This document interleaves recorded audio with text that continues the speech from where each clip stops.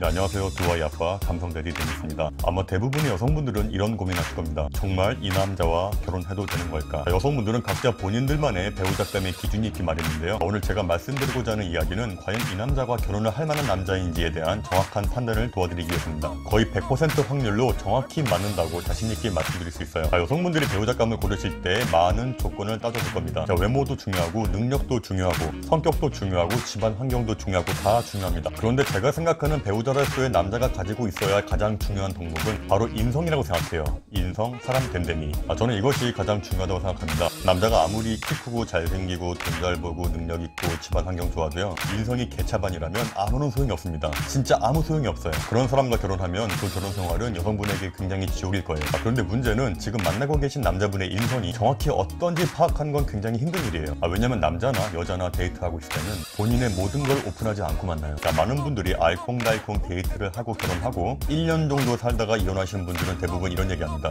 그런 오빠인지 몰랐어요.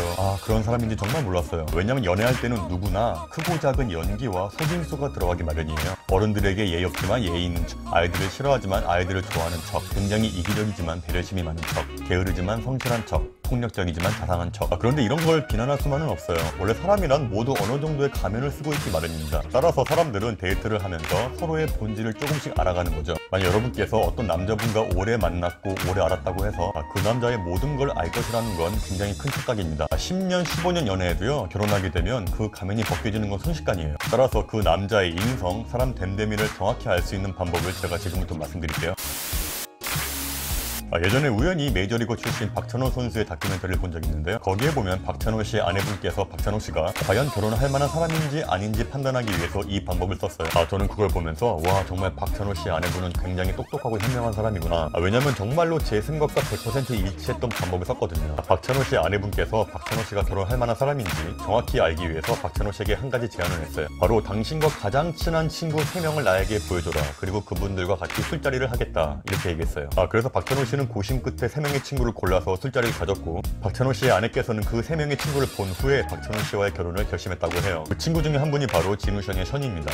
박찬호 씨의 아내분은 일본 재벌가의 딸이에요. 얼마나 많은 사람과 얼마나 많은 남자를 만나봤겠어요. 따라서 박찬호 씨의 친구들을 보면서 박찬호 씨가 어떤 사람인지 알게 된 거죠. 바로 이겁니다. 지금 만나고 계신 남자분의 인성과 사람 됨됨이를 정확히 알 수 있으려면요, 제일 친하게 지내는 친구들을 유심히 보세요. 유유상종이라고 그러죠. 이건 100% 과학입니다. 왜 그런지 말씀을 드릴게요. 남자들은 살면서 굉장히 다양한 친구들을 만나게 됩니다. 그러면서 자연스럽게 본인의 성격과 가치관이 비슷한 사람끼리 어울리는 건 굉장히 당연한 일이에요. 남자가 10대나 20대 초반까지는 친구가 좀 성격이 안 맞고 양아치스럽고 인성이 좀 더러워도 어느 정도 눈 감고 만나주는 경우가 많이 있어요. 왜냐면 이 나이 때 친구들은 어렸을 때부터 지내왔던 같은 지역 출신, 같은 학교 출신이기 때문에 굉장히 친구들이 다양할 수밖에 없어요. 성격이 착한 친구도 있고 인성이 더러운 친구도 있고 범생이 친구도 있고 양아치 친구도 있습니다. 하지만 남자가 나이를 먹고 20대 후반 30대가 되면 이야기는 달라져요. 일단 남자가 나이가 되면요, 일 때문에 바쁘기 때문에 자연스럽게 친구 만날 시간도 줄어들고 만남이 뜸해지기 마련입니다. 그런데 이런 와중에 틈틈이 만나는 친구가 있다면 굉장히 친한 친구일 가능성이 높아요. 바로 이런 남자분의 친한 친구를 만날 기회가 있다면 한번 유심히 보셔야 됩니다. 남자들은요, 아무리 어렸을 때부터 친한 친구를 할지라도 친구가 양아치스럽고 격조 없고 인성이 떨어지면요, 그 친구의 행동과 언행이 불편해지면서 자연스럽게 안 만나게 됩니다. 지금 만나고 계신 분이 정말 격이 있고 인성이 좋으신 분이라면 그런 친구들과는 자연스럽게 연락이 떨어지게 돼요. 친구들 결혼식이나 장례식장 아니면 거의 볼 일이 없게 됩니다. 그런데 남자분이 나이 들어서도 계속 그런 양아치스럽고 격조 없는 친구들과 계속 어울린다는 거는요, 그 친구들과 위화감이 전혀 없다는 뜻이에요. 물론 남자 입장에서는 이렇게 얘기할 수 있어요. 옛날부터 오래된 친구들이라 편해서 그래. 하지만 이런 친구들과 1년에 한두 번 막년회나